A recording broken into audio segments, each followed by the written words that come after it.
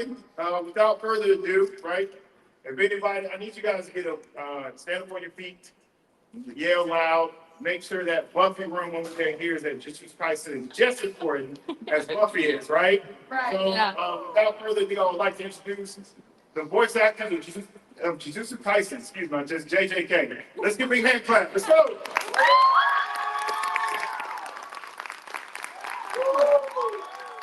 Come down, please.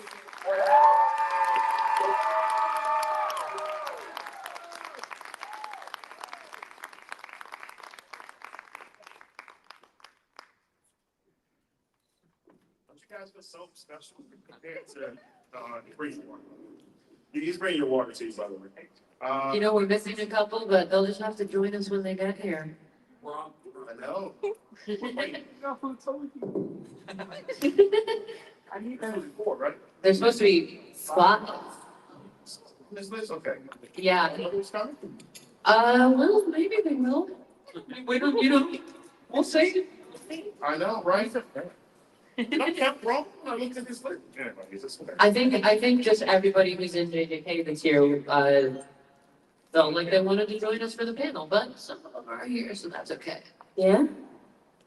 We'll just, we'll have fun. They may drop in like a jump scare or. Yeah, yeah. Well, you guys don't keep jump scares.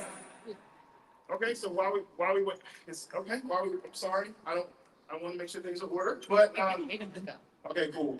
So while we actually wait for others to come through, if you want to start at the end, introduce yourself, your voice actor, and we'll just go down one. Sure, sounds good. My name is Landon McDonald. In JJK, I play Northwestern Camo. SO. Northwestern Camo is the guy with the bow and arrow from the Kyoto school. He has a lot more to do in season 3. That's why I'm looking forward to season 2. And SO is the big Chippendale dancer guy they fight at the very end of season 1. He has a little bow tie from Elias Mohawk. That dude. Joseph. Yes, yes. And then you might also know me as Ronco from Bunko Stray Dog. I'm one of Captain Ocean from Patch number 8. Season 2 dropped in July. What else? Let's see. Degasu, the newly released Dragon Ball Daima. It's one of the 2 bad guys in that. And you might also know me from a little show called Buddy Daddies. It's 12 episodes. One particular daddies on top of you. So that's me in a nutshell, yeah. You're awesome. All right, I'm Anairis Quinones. I am the voice of Rika, both the human and cursed form in Jujitsu Kaisen 0. And let's see, I voiced Mirko in My Hero Academia, Nessa in Pokemon Twilight Wings, Annette in Genshin Impact. Oh yeah, I'm the voice of Mount from Dora, which is pretty cool. And yeah, so.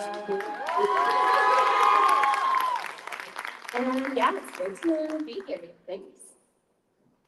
Hi, I'm Kayleigh McKee. I voice Yuta Okotsu, Jujutsu Kaisen, and 0.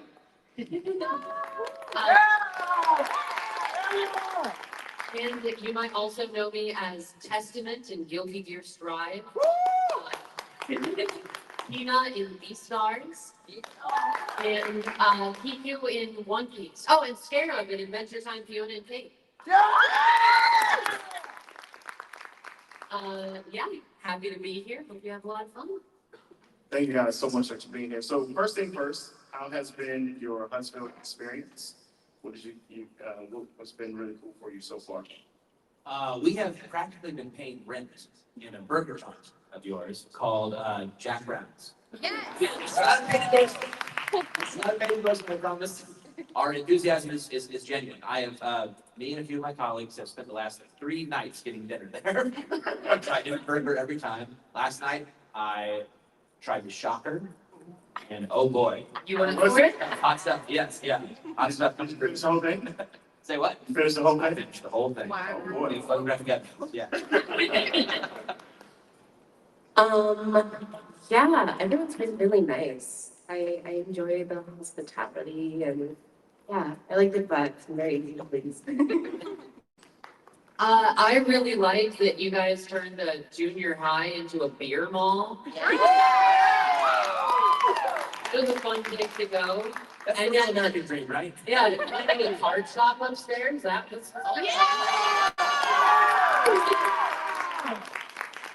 And it looks like we have our others joining us.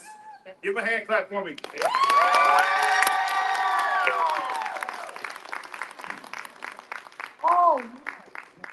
Michael, Hey, yeah, Thank you, thank you. you're welcome. you wanna? Absolutely, you guys, right here.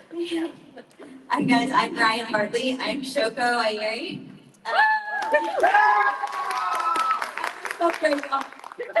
And I'm also Roye in the Jujitsu Evangelion, and I'm a Como and Demon Slayer, and Sage and Sonic the Hedgehog, and a bunch of other characters. Hi guys, my name's Nicolas Roye. In JJK, I'm Junpei and Toji. And anime and a bunch of video games. Apex Legends, some Octane. Good to be here, guys. So I was actually, thank you so much for coming. And I apologize for not having on the seats. They didn't give me enough numbers, so it's okay, fixed it. We're asking how's your Huntsville experience been so far? Huntsville Expo experience. It's been wonderful. I was super excited to get invited to, I guess, what I consider the Deep South. I'm from Louisiana. And for some reason, all my conventions have been like East Coast and like the West, Midwest. And I've never really come down. I've never even been to I'm finally later in the year, I think it'll be in Louisiana in the convention. But it was cool to be here. My dad used to take us here as kids. So I'm familiar with Alabama for sure. And Awesome. we've had some awesome food here. Been going to the same burger place for 3 years. What did I tell you? What did I tell you? I live in that street, Landon probably already said that. What was the last burger you got? I got the, it was pickled jalapenos, cream cheese, and what else was on it? Remember that? That would have the jalapeno jelly? Or, no, that was the coconut. No, that was the one that we got last night. That's right, yeah. I don't remember the name of it. Yeah, what was that called? Oh, I'm surprised we didn't have the menu on us, one of us. Yeah, we were tattooed on. something different every single day. So, yeah, I had some great, I had one with like pimento and cheese and jalapenos on it, and something else, and, you know, the one that I couldn't touch was the peanut butter burger. Oh, my God. Oh, is that the eldest on acid or? It had a funny name, yeah. Burger with PB&J up there? It's Yeah, amazing. there's no peanut butter in the Elvis. And with a My little bit cousin of, bought it. Yeah. So I've been having a great time over here in Huntsville. I have family in town. So it's been wonderful. that's awesome, that's Thank you all awesome. for having us. No problem. oh, I already said mine. Oh, you're essential? Yeah. I missed it. It's I guess okay. I was helping them get in, so yeah. So tell me, what has been, for you guys, a really good moment for you, because JJK, the hype around it has been absolutely amazing, right? And I don't think people really knew what we were getting into, right? So how has been that good moment for you guys, seeing the growth, seeing the celebration of what a really good anime is? What's that good moment for you in that situation? It doesn't matter, anybody can start. It doesn't. I mean, I was a fan before I was cast. Okay. So, I kind of already like really liked JJK, and then I got cast, and when I did the audition, I didn't know about JJK Zero as like a concept or like the manga volume. So I saw the audition and my agent was like, hey, this is a JJK character. And I'm like, oh, it's probably just a side character, whatever. I did the audition in like 5 minutes and sent it out. And then I got cast and he was like, you do realize this is the main character of the new movie, right? And that they're going to be like really big in the show. And I was like, huh? What's happening?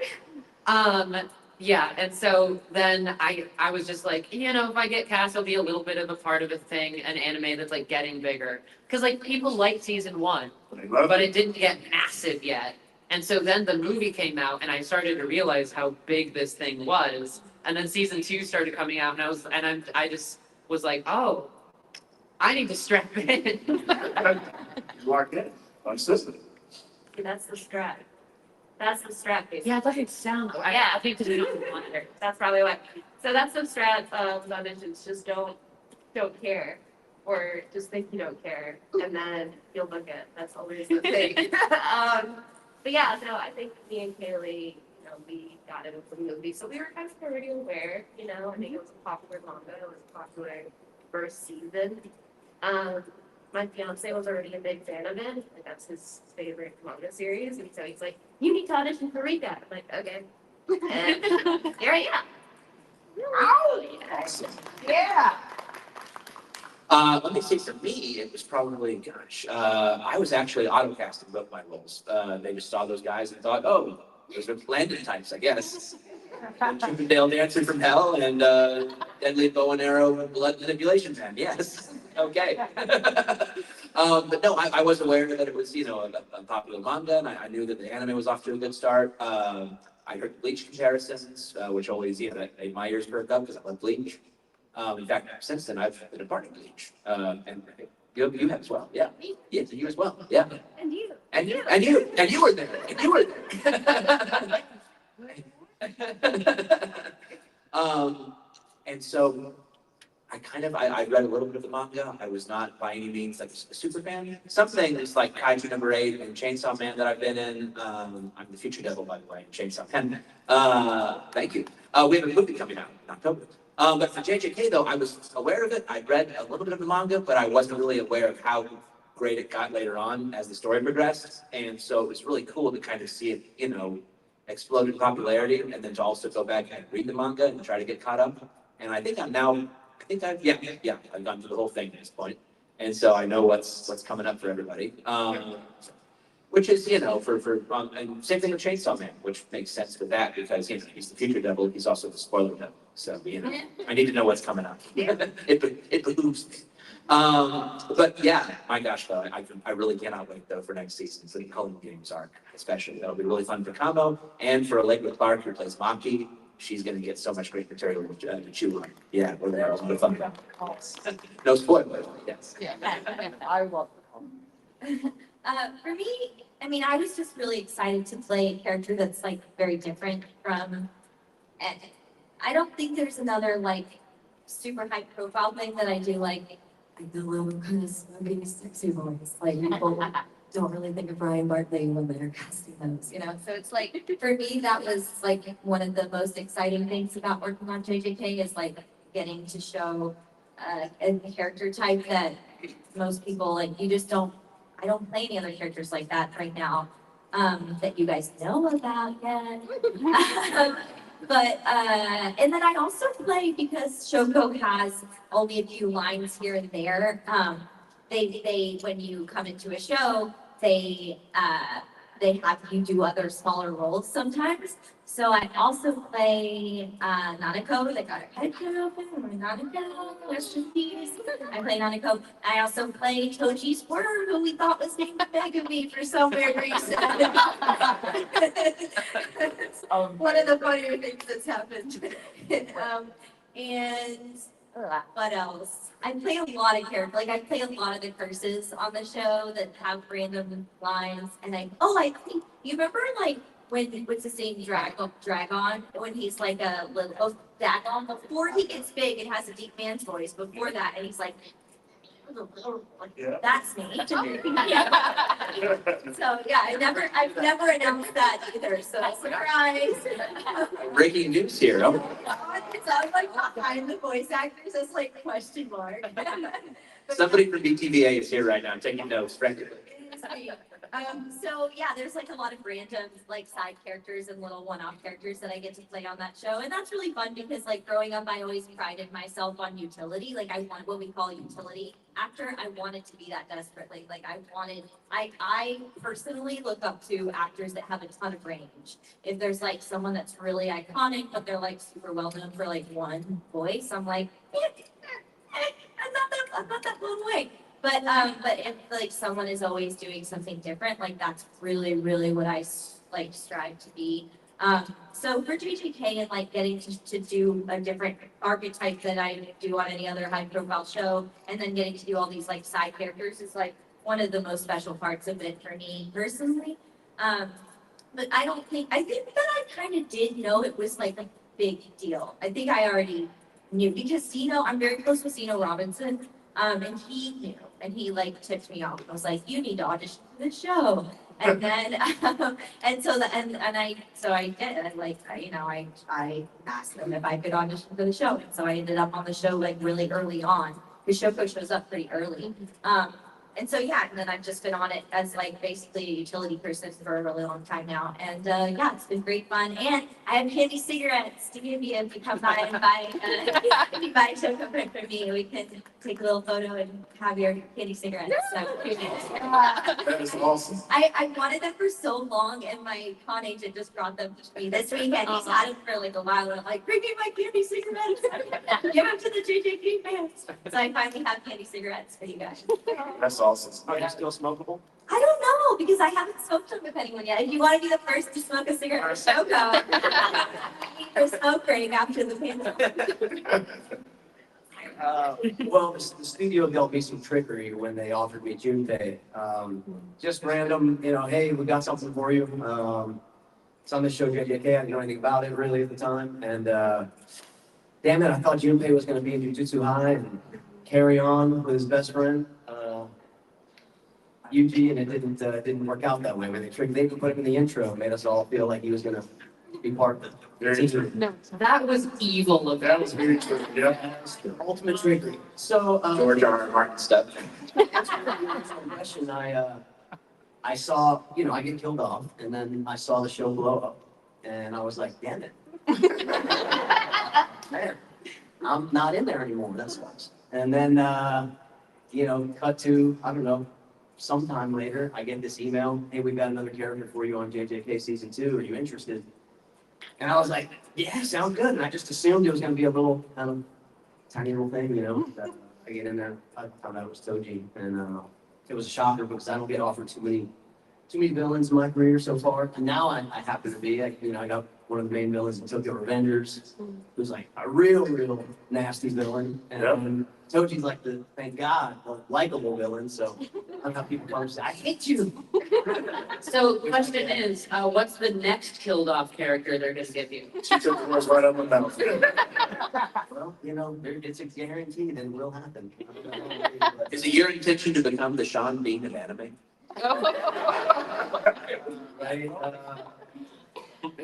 That's I don't know. It's at the same time as you get these beautiful characters that do end in a way that's they carry mystique or they're beloved. It's just as good.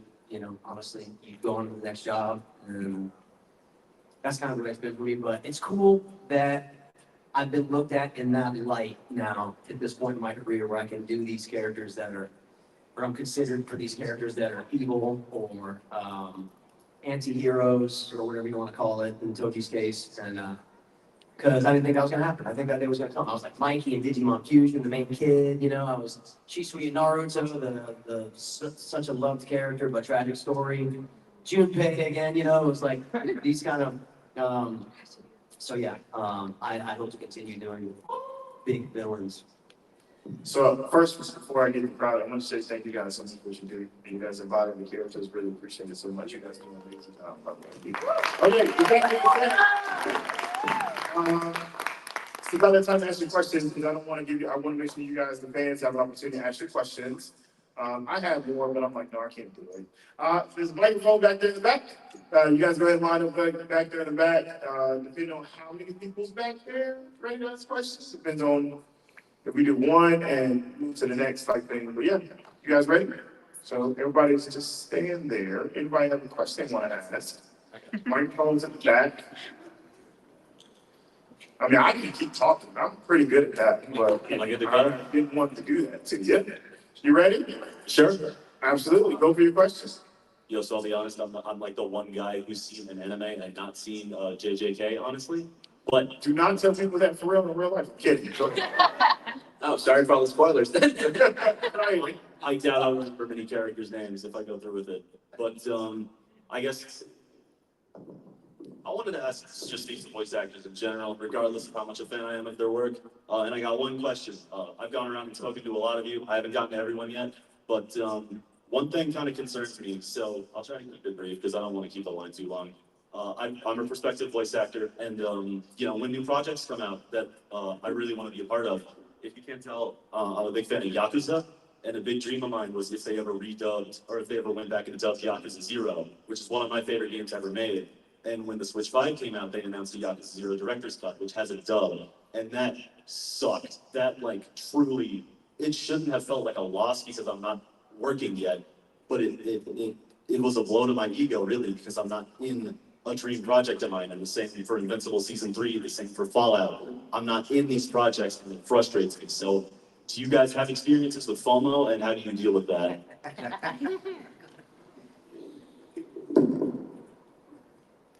Yeah, I mean, I think that you have to keep reminding yourselves that the right roles will come to you. You cannot miss what is meant for you, period. If it didn't work out, it just wasn't supposed to be your role. And it's hard to say in the moment, why, because you're like, it's just hard to justify, you know, but it will become more clear through your journey. And I'll say like, one thing, does anyone here watch Hunter x Hunter? Absolutely. So in Hunter x Hunter, I'm Komugi, which is a great role. And yeah, one of my more popular roles. And I had auditions for Hunter x Hunter many times before the Komugi, because Komugi comes into it like 100 episodes in. But it's very widely regarded as the best arc in Hunter x Hunter. And that's one of the best characters. If you had to vote off, she'd be pretty high up there in characters. And I auditioned for like, I don't even know how many other characters in Hunter x Hunter before we got to Komugi. I know I auditioned for the girl with the vacuum. I don't remember her name. And I auditioned, I really wanted to be Neferpitu. I auditioned for P2. And I remember thinking like, oh, like it'd be so cool to play this psychopath like killer, you know? And I was super sad that that didn't work out. And then I got the audition for Komugi like right after because they come in pretty close to each other in the scope of Hunter x Hunter. But basically, and I didn't get to audition for the original, like the you know, Gon and Killua and stuff, because I wasn't even doing anime when they first started Hunter x Hunter. But I did audition for a lot of the characters throughout before we get to Komugi. And Komugi is like easily the best character of all the ones that I auditioned for, and the most popular probably too of all the ones that I read for. And it just kind of like the universe has a way of working itself out. Like that's kind of what you have to remind yourself is like you get what you're supposed to get. It sounds hard and you don't understand in the moment why it couldn't have been you, but you might understand later in your journey why it had to be, like why you got what you got, you know? And like another example of that is when I did like, so my character in Sonic is voiced by the same person that plays Roye in Japanese. And I had just done Evangelion before they were casting Sage for Sonic. And like my version of Evangelion came out like maybe 4 or 5 months at most before I restarted Sonic Frontiers. And so, you know, timing is everything. Like this is like, and at the time I was super depressed. Evangelion is hard to do, very depressing.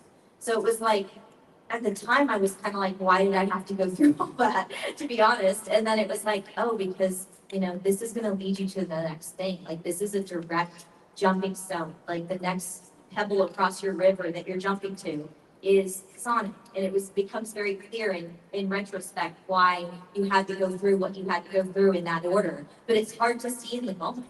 So you just have to keep reminding yourself that like, this happened for a reason. Like maybe I can't play that character because I'm going to be a similar character in a competing franchise or something like that. And you don't know that yet, you know?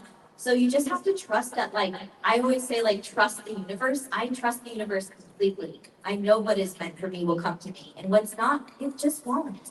You know, that's the reality. And that's what you have to trust as an actor. Most of what you see, like, we book this, the tip of the iceberg.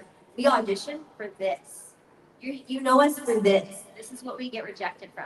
So like that's honestly, and that's the same for all of it. Like that's how it goes. That's being a voice actor. So you just have to trust that like the right roles will find you.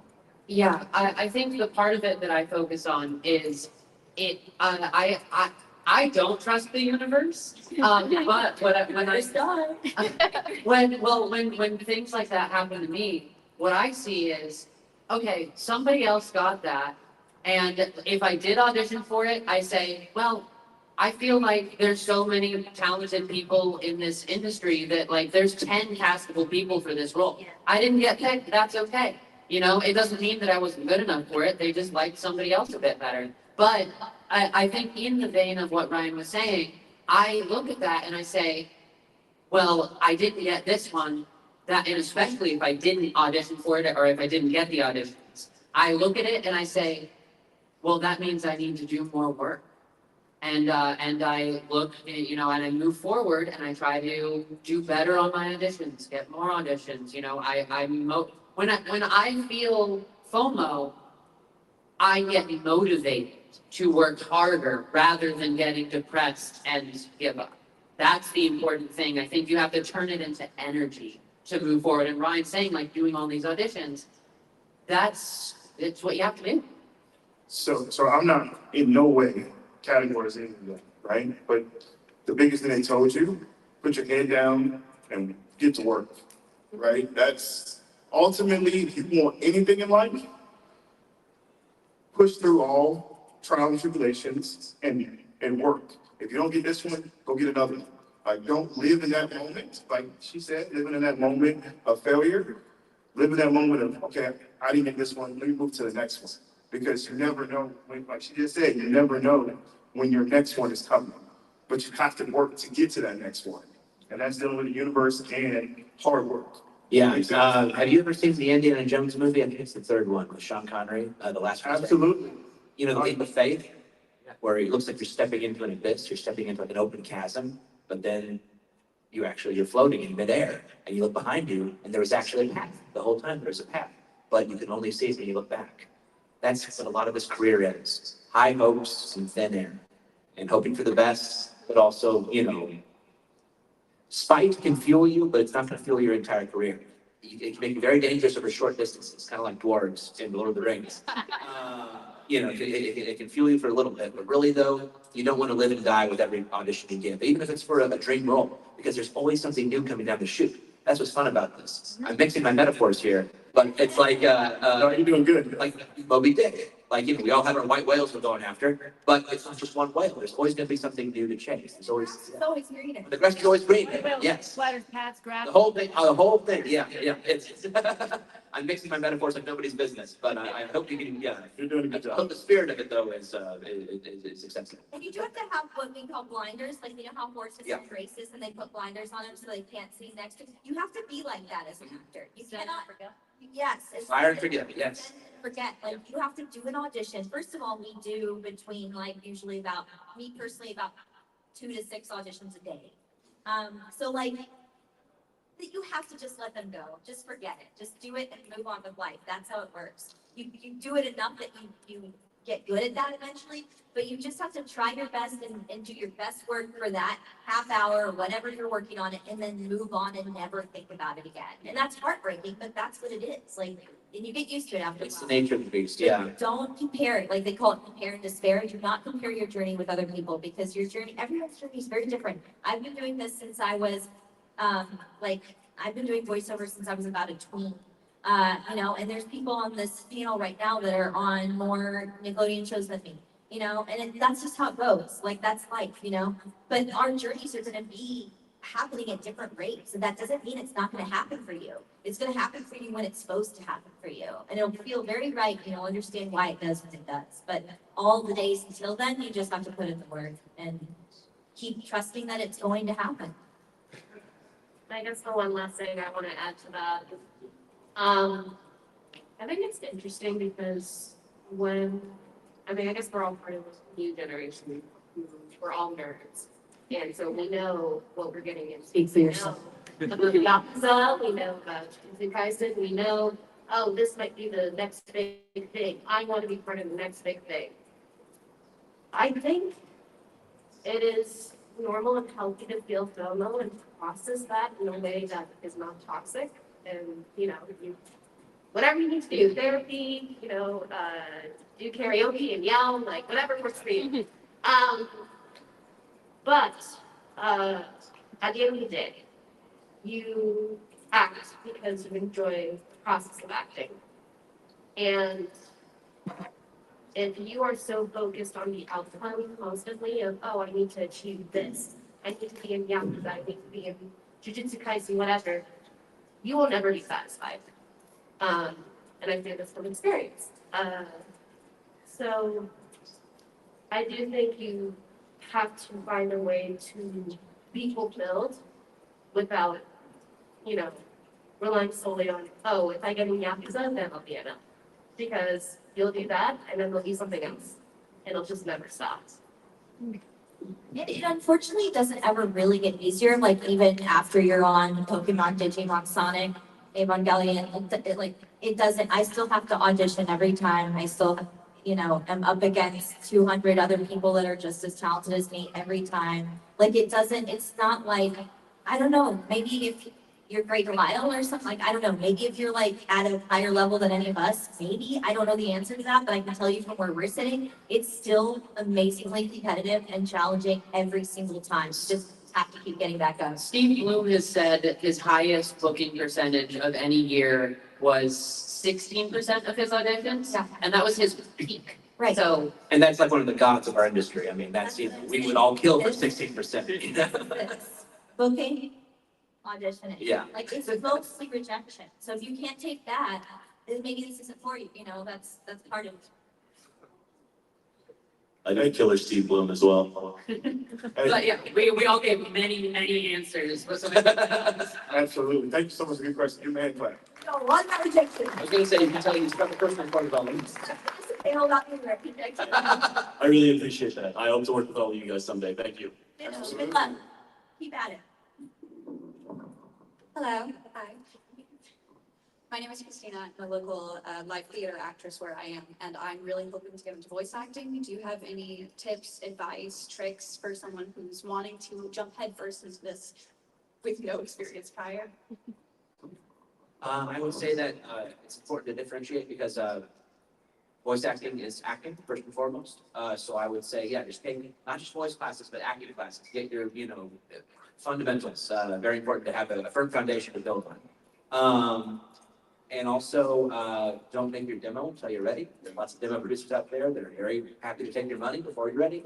But you want to make sure that you're actually, that your skills are marketable. Listen to other people's demos. Yes. Go to other actors' Yeah. websites. Listen. Demos are meant to show experience. If you don't have experience and a couple of clients, then you shouldn't have a demo. Absolutely, yeah.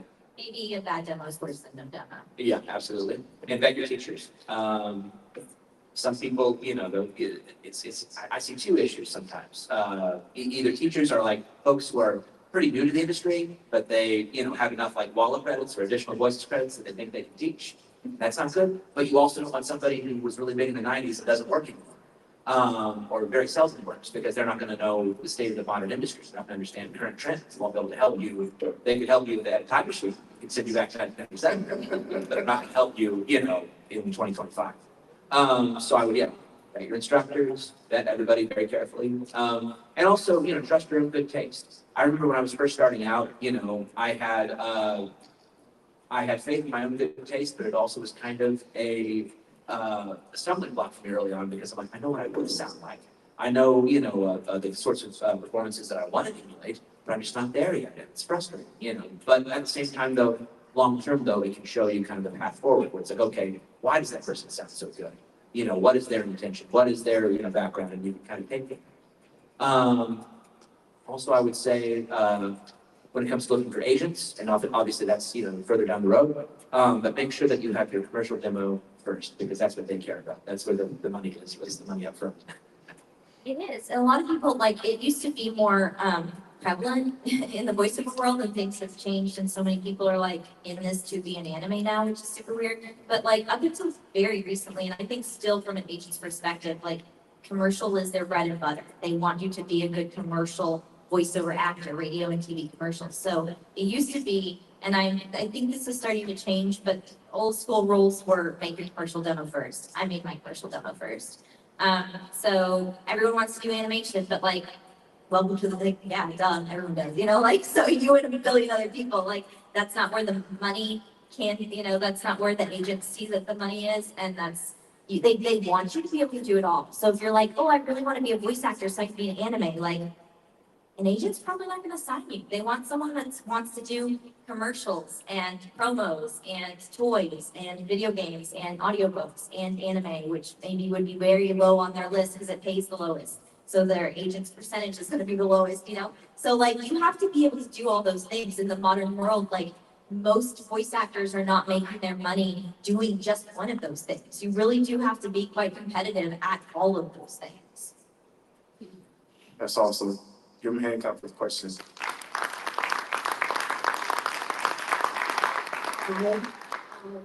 I was wondering, for someone who wants to start voice acting but also wants to do like other jobs, is it manageable for doing other kinds of work as well? Oh, absolutely, I would say, yeah. A lot of the folks I know, who make a good living at this still have, day jobs, still have other pursuits. That for one reason or another, either out of necessity or because they just want to keep pursuing something, you can do this and other things. This doesn't have to take over your life entirely. You want to be devoted to it. You want to make sure that you're, keeping up with classes and training and being the best you can be. But yeah, this does not have to be the end all be all of your life, for sure. Yeah, the cool part is that unlike a movie set where you have a camera crew and makeup and hair and co-stars and a DP, a director of photography, you have all these people on set at once. With voiceover, you only have you and the engineer and your director. So if you have to move a schedule, if you have to shift a session, it is, quite frankly, it is a little bit easier. So it is more flexible. If they need you to come in and do this video game at 2:00 on Wednesday and you have to work, like, it could probably wait till Thursday morning, and it's just asking 2 people to change that time slot. So like, it is actually a little bit more flexible than a movie shoot or a play even, because it just relies on less people. Thank you. Great questions. Hi, my name is Alex. I'm a stage performer as well, and I was just gonna ask you guys what your favorite musical or on-stage performance was. Oh, that's a good question. Fun question. That's a fun question. So musical or play? Yeah, musical, play, off-Broadway, on-Broadway. I saw the Book of Mormon not too long ago. That was really good.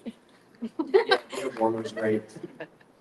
I like the Beatles. Jersey Boys. Yeah. Oh, wait, you said here? Oh, I said I like the Beetlejuice musical too. I really like Our Town and Lost in Yonkers. I was not alive for this run, but I've seen recordings of the Angela Lansbury Sweeney Todd, where she plays Mrs. Levitt. Phenomenal, one of the best ever. I think the one I still think about is Baby's Town. What? Baby's Town. Oh, I also like Avenue Q. Avenue Q is my favorite. Yeah. Yeah, it's really good. That's awesome. Give him a hand clap. Hey, thank you so much. I don't think you're the best in them. Yeah, that's a really good. I'm still down, my guy. I'm sorry about that. Hello, so my name is Dawson, and I've done a lot of acting and voice acting training before, and I'm just wondering, like, how do you take the first step into actually, like, getting auditions for anything like that? Like, I don't have a demo made, I don't know. There are many different ways. One of the first things I did was I started reaching out to smaller animators on YouTube, and I did a few things with them. Also, make your own work. A lot of people do like comic dubs and things like that. It's not going to get you money, but it's going to get you experience, and it's going to get people knowing your name a bit. And then there's the traditional route, which is also something I did. And we were talking about commercials first. I went to local businesses and I said, hey, your radio ads, your all of this stuff, when you post an ad or a guide on YouTube, I'm here to narrate your stuff if you want it. And I gave them my card and a couple of clips of what I could do. And you start with those things and you start to build a client list. Once you have a couple of animators that you're working with, a couple of local businesses, that is a client list, and you gain the experience to make a demo that can really get you going. So I always make sure that I always say to make sure you have a client list and then you make your demo. Because once you have both of those, the bigger clients are gonna be much more likely to pick you up. But there are also a lot of auditions that get posted online nowadays, which is a very new venue. You can find them on Blue Sky or the walking husk of Twitter, and places like that. Places like, what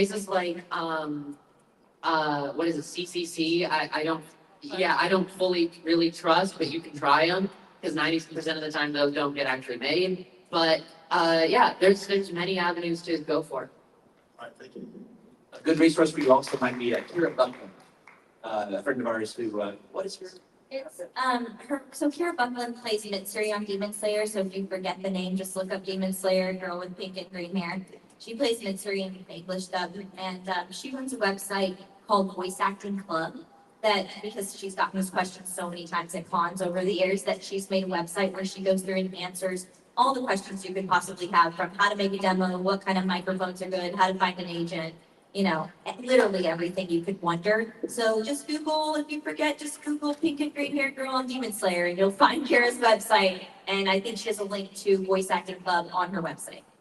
All right, great questions. All right, rapid fire. Ask one question, person, we have like 3 minutes left. Okay. When you were playing Octane, how was it, and if you want to, what character would you choose to voice act other than Octane? If I was a different character, which character would I choose? Man, I can't do that. See, I can't do that. I can't do that. They're all my good friends. We're all like a family. I can't see myself in any of their roles, to be honest. We get asked that question quite a bit, and I've answered it, and I'm like, sometimes like, why did I say that? Shouldn't have said that. I shouldn't have said take homeboy's role over here, you know what I mean? But what was the first part of your questions? How was it like to play Octane? Oh, it was amazing, man. That experience was incredible. It was an audition that came in that was a codename video game. And I'll try to make the story really quick. I know we have like 0 time, but it was a rare situation. I got an audition. They said this character was a cross between Antonio Banderas and Johnny Knoxville from Jackass. And I auditioned for it. I sent my MP3 into my agent. I heard nothing for 2 weeks. At that time, this is 2018, somewhere around there, 2019-ish. I was on Facebook at the time. I haven't been since, but at the time I was on Facebook, and somebody tagged me on a post that a casting director had put up.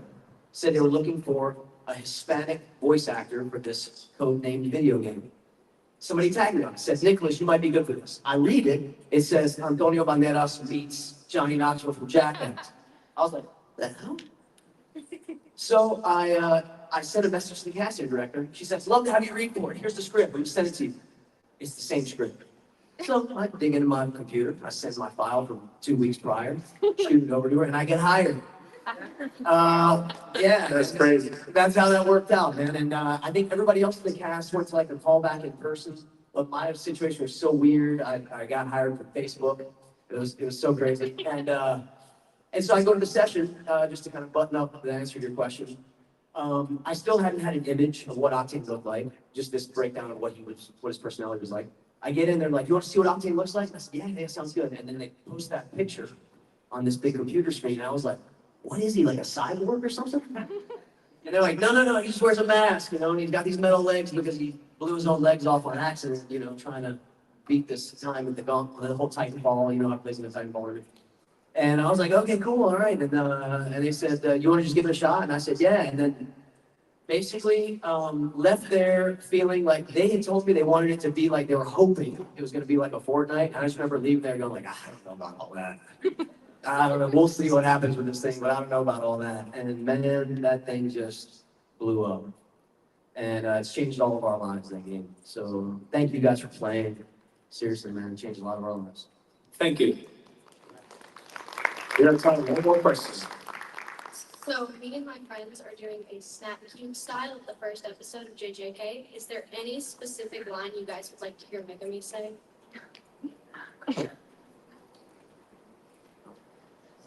That's a tough one to ask on the spot. Maybe like, Very much so. Dad? I'm trash. boy, I sure hope nothing happens with my body. Chicken jockey. There you go. So listen, let's get a big round of applause, right? Next thing you go by and check out the tables. They have a lot of cool things you can eat candy cigarettes, right? Also too, you guys have photo ops too, right? Or there was yesterday. You have any today? Don't know. Okay, cool. But I think most of us are headed right to our tables, yeah? I believe so. Yep. Yeah, So come see us. absolutely. Come see us. Thank you guys so much. I really appreciate it.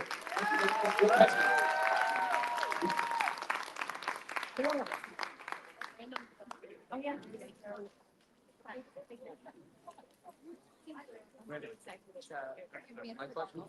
I'm Leo. That's my favorite character. Amen. What? I'm confused. Like really. Oh, see you. Then we're gonna go get next door. Oh, where you got it? Anime quarter.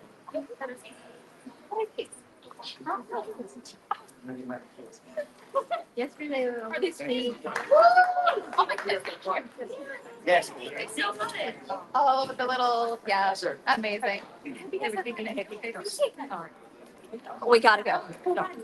We gotta wait. We gotta that door.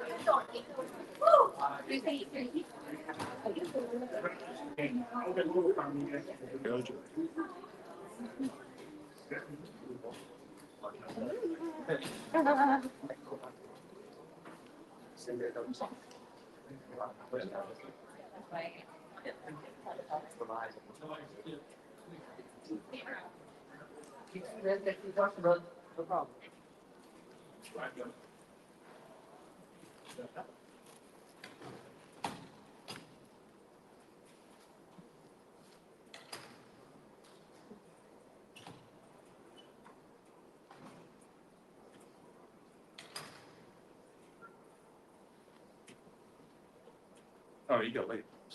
I guess I'm only on the variety of interest, huh? Great.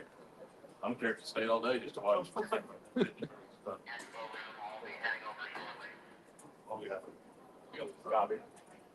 Get a bit film in. Yeah. Moving it.